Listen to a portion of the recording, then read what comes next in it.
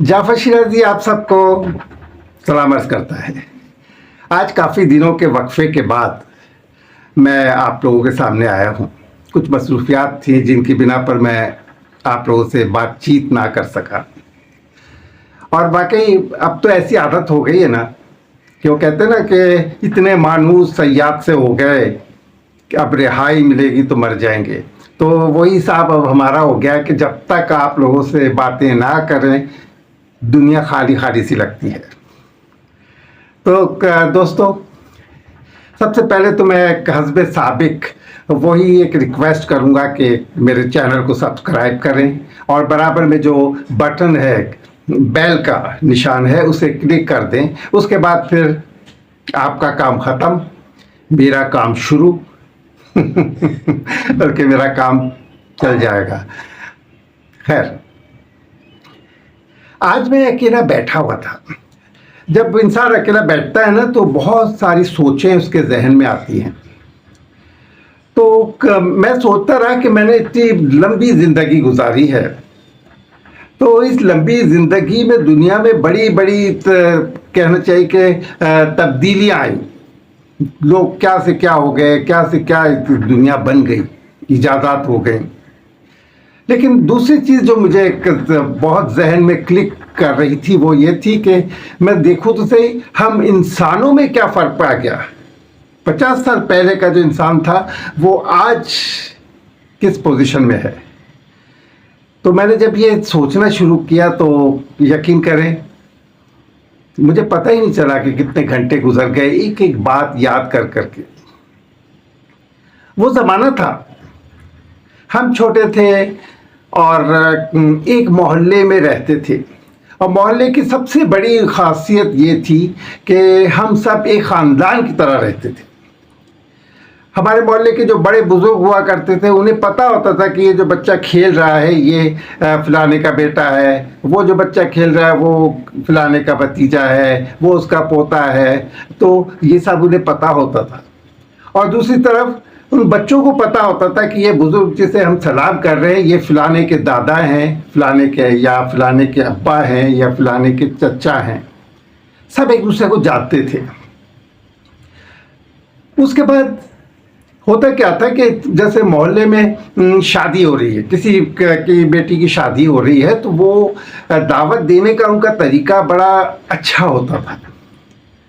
क्या तरीका होता था कि वो किसी के पास जाते थे और उन्हें दरवाज़ा खटखटाया तो अंदर से जो साहब निकले उनके पड़ोसी, तो वो उन्हें कहते थे कि मिर्ज़ा साहब मेरी बेटी की शादी है, आप लोगों को आना है।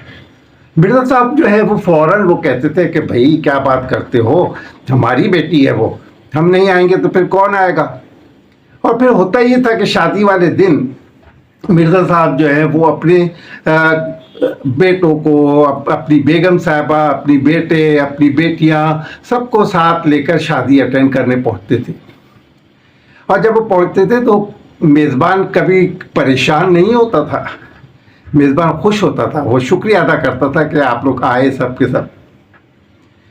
फिर सिर्फ यही नहीं, फिर जब शामियाने लगने लगते और जनाब लाइटिंग होती, छोटे छोटे कुमकुमे से लगते, तो जब शामियाने लगते और बारात आने का वक्त होता, दिन होता, तो मोहल्ले के सारे बच्चे बड़े जितने लड़के होते थे वो सब के सब बिल्कुल कामों में लग जाया करते थे।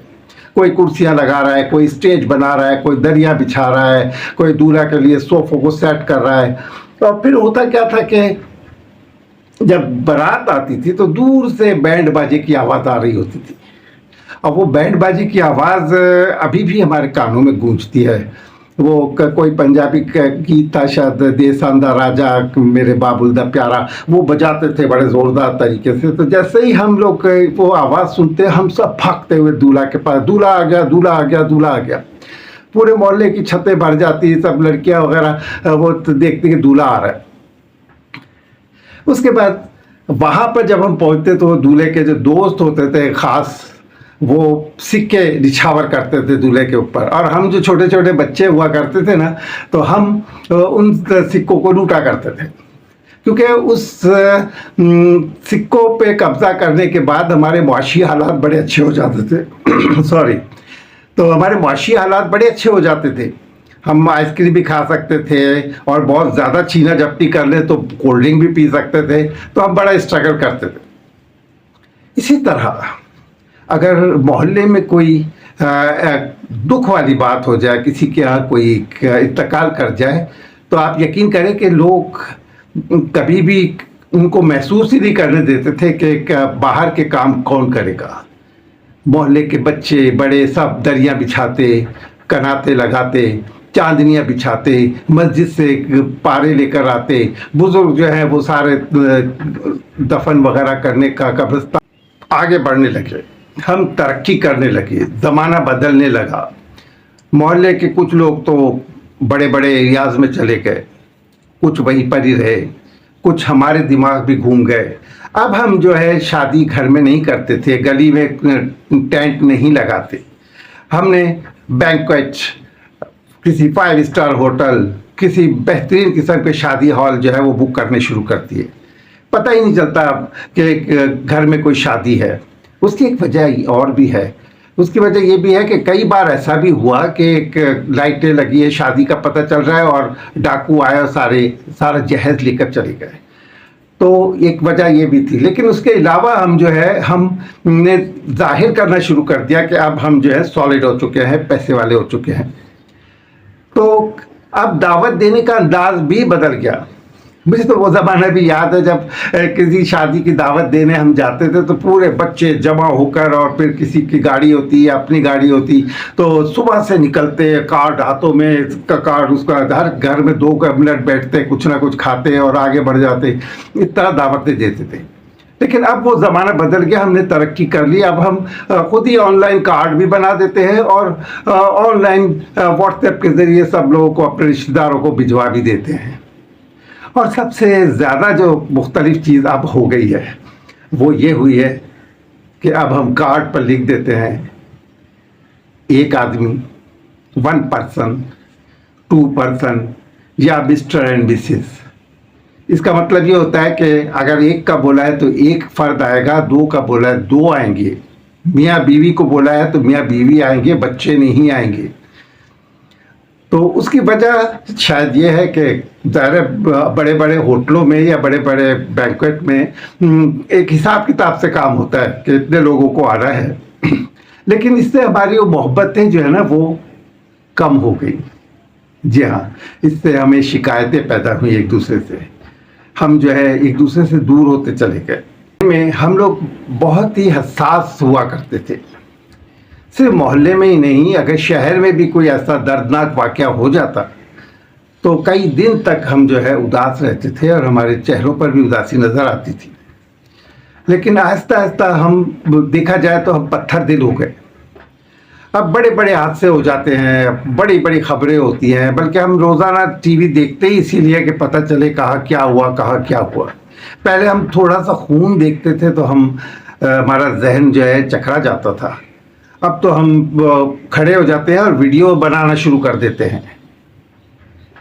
تو یہ چیزیں جب پیدا ہو گئی ہیں تو اس سے آپ اندازہ لگائیں کہ انسانوں میں بھی کتنا فرق ہو گیا ہے.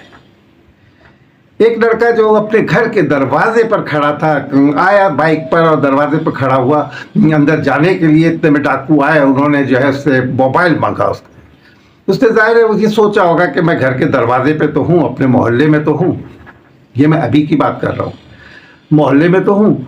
اس نے تھوڑا ہیزیٹیشن کیا، اس نے ایک مزاحمت کی تو انہوں نے اسے گولی مار دی. موبائل لے کر وہ فرار ہوئے. گولی کی آواز سے گھر والے نکلے، چیخو پکار ہوئی. وہ شخص جو تھا وہ تڑپ رہا تھا نیچے. اتنے میں محلے والے بھی جمع ہو گئے. لیکن کیا افسوسناک بات ہوئی، وہ یہ ہوئی کہ ان میں سے زیادہ تر جو لوگ تھے وہ کھڑے ہو کر انہوں نے موبائل نکالے اور ویڈیوز بنانی شروع کر دی. سب ویڈیو بنا رہے تھے.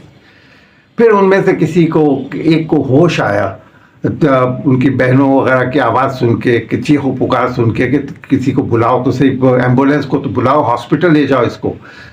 तब उन्होंने पुलिस को फ़ोन किया, पुलिस आई, उन्होंने उसे जो फॉर्मेलिटीज़ होती है पूरी की, एम्बुलेंस में डाला। जब हॉस्पिटल ले गए तो डॉक्टर्स ने कहा कि अब ये ज़िंदा नहीं है, और अगर आप लोग थोड़ा पहले ले आते तो इसका खून इतना नहीं बहता और ये ज़िंदा रह जाता।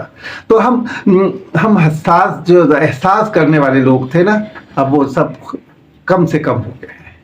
अब हम दिखावे के लिए तो आंसू बहा लेते हैं, लेकिन किसी के लिए दिल से नहीं रोते। तो मैं ये सोच कर अपने आप को दिलासा देता रहा कि शायद मैं कुछ हसास तो हूँ।